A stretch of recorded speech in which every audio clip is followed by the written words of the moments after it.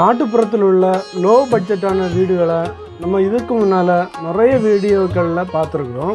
அந்த வீடுகளின் கூட்டத்தில் இந்த ஒரு வீடு கூட ஒரு அழகான கேரளா ஸ்டைலில் உள்ள வீடும் வீட்டோட விசேஷங்கள் மாட்டு இன்றைக்கி நம்ம வெரைட்டி ஃபன் டைமில் சந்திக்கிறோம். ஹலோ, வணக்கம் நண்பா, welcome to variety fun time. வாங்க வீடியோக்குள்ளால் போவோம்.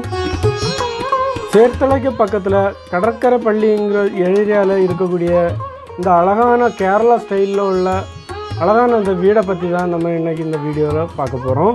பிஸ்னஸ் மேனான மணிக்குட்டனும் டீச்சராட்டு ஒர்க் பண்ணக்கூடிய ஆஷாங்கிறவங்களும் தான் வச்சுருக்காங்க. பழமையான கேரளா ஸ்டைலும் வாஸ்து சாஸ்திரம் படியும் செய்த இந்த வீடை போன வருஷம் லாஸ்ட்டில் தான் அவங்க கட்டி முடித்தாங்க. ஃப்ரண்டில் வீதி குறைஞ்ச வராண்டாயும் பழைய கால வீடுகளை மாதிரி உள்ளே ஏறி போகும்போது நிற்கக்கூடிய அளவில் ஹைட் உள்ள ஒரு சிட்டிங் ஏரியாவும் அழகான கலர் காம்பினேஷனும் இந்த வீட்டை இன்னும் அழகுபடுத்துது. மேல்கூரை ட்ரெஸ் ஒர்க் பண்ணி ஓடு போட்டிருக்காங்க. முன்னால் உள்ள எலிவேஷனை இன்னும் அழகுபடுத்துறது எதுன்னு பார்த்துக்கிட்டிங்கன்னா ரொம்ப அழகாக அவங்க வச்சுருக்கக்கூடிய இந்த படிகள் தான். வராண்டா ஃபரோ சிமெண்டில் செய்த தூணுகளை வச்சு இன்னும் அழகுபடுத்தியிருக்காங்க. தூண் ஒன்றுக்கு 1500 ரூபா தான் செலவு வந்திருக்கு. கோல்டன் ப்ரௌன் கலர் கொடுத்து இன்னும் அதை ரொம்ப அழகுபடுத்தியிருக்காங்க.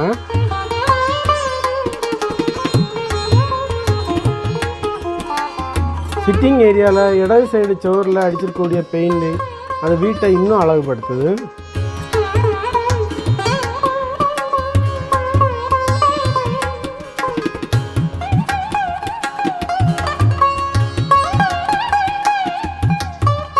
வீட்டுக்கு 2 சைடும் சின்னதாட்டு நீண்டு கிடக்கக்கூடிய குட்டி வராண்டா வச்சுருக்காங்க. இந்த வராண்டாவில் நடந்து போவதுக்கு யாருன்னாலும் ஆசைப்படுவாங்க.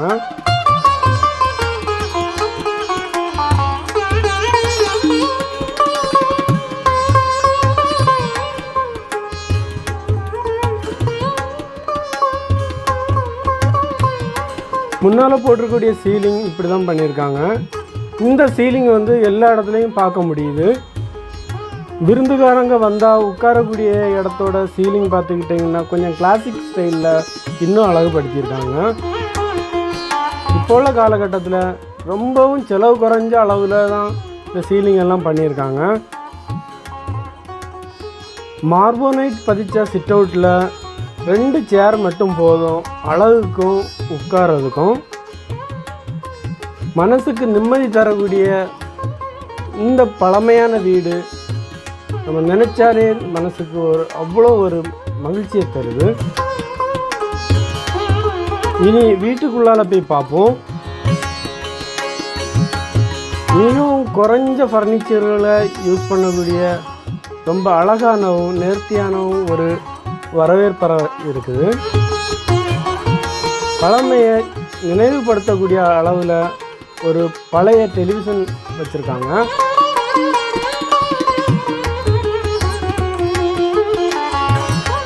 சுவர்களில் பழைய காலங்களை ஞாபகப்படுத்தக்கூடிய 2 கம்பி போட்ட ஜன்னல்கள் வச்சுருக்காங்க.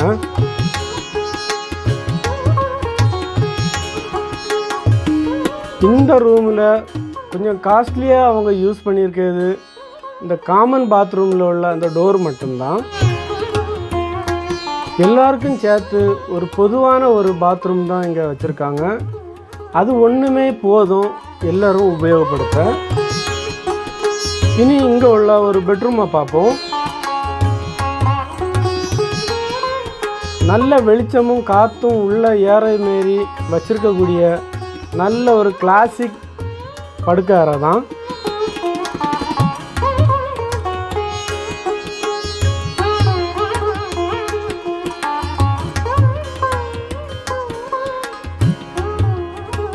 பிள்ளைகளுக்கான ஒரு குட்டி பெட்ரூம் கூட இதுக்கு கூட அட்டாச் பண்ணியிருக்காங்க.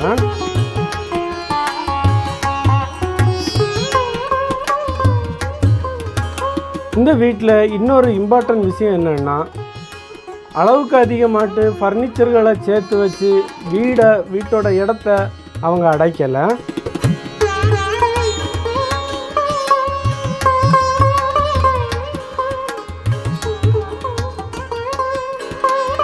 திரும்பவும் வரவேற்பறைக்கு வந்துட்டோம். வரவேற்பறையிலேருந்து நம்ம டைனிங் ஹாலுக்கு போகிறோம். 75 ஸ்கொயர் ஃபீட்டு மட்டும் இருக்கக்கூடிய ஒரு அடிப்பொலி டைனிங் ஏரியா தான் இது. 4 பேருக்கு வசதியாக உட்காந்து சாப்பிடக்கூடிய அளவில் கிளாஸும் ஸ்டீலும் வச்சு அழகான டைனிங் டேபிள் செய்து போட்டிருக்காங்க. பக்கத்தில் தானே ஒரு வாஷ் பேஷனும் வச்சுருக்காங்க. டைனிங் ரூமுக்கு பேக் சைடில் தான் இன்னொரு பெட்ரூமாக வச்சுருக்காங்க.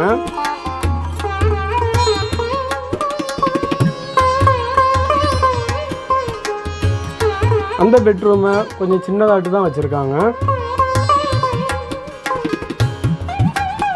இனி கிச்சனோட விசேஷத்தை பார்ப்போம்.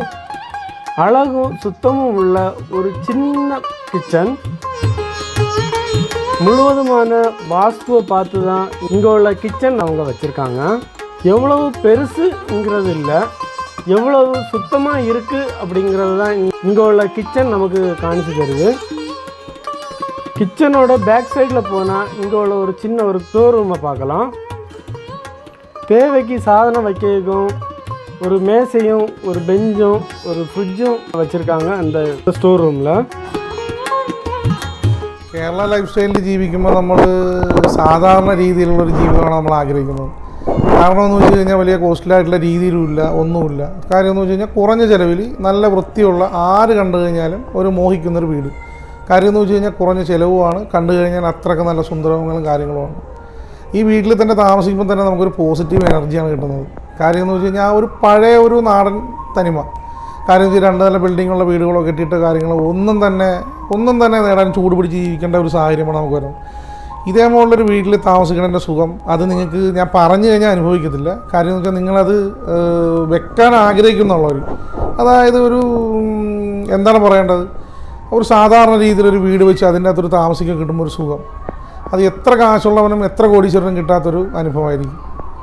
എൻ്റെ വീടിൻ്റെ ഈ ഒരു പ്രത്യേകത എന്ന് വെച്ച് കഴിഞ്ഞാൽ എനിക്കൊരു വാതുക്കൽ തന്നെ എന്ന് വെച്ച് കഴിഞ്ഞാൽ ആ പഴമയോടും കൂടി തന്നെ ഉള്ള രീതിയിൽ ഒരു വരാന്തയും പിന്നെ അതുപോലെ തന്നെ ഈ വീടിന് തന്നെ ഒരു 3 ബെഡ്റൂമുണ്ട്, ഒരു ഹാളുണ്ട്, ഒരു വർക്ക് ഏരിയ ഉണ്ട്, പിന്നെ ഒരു ഡൈനിങ്, ഒരു സ്റ്റോറ്, ഒരു അടുക്കള.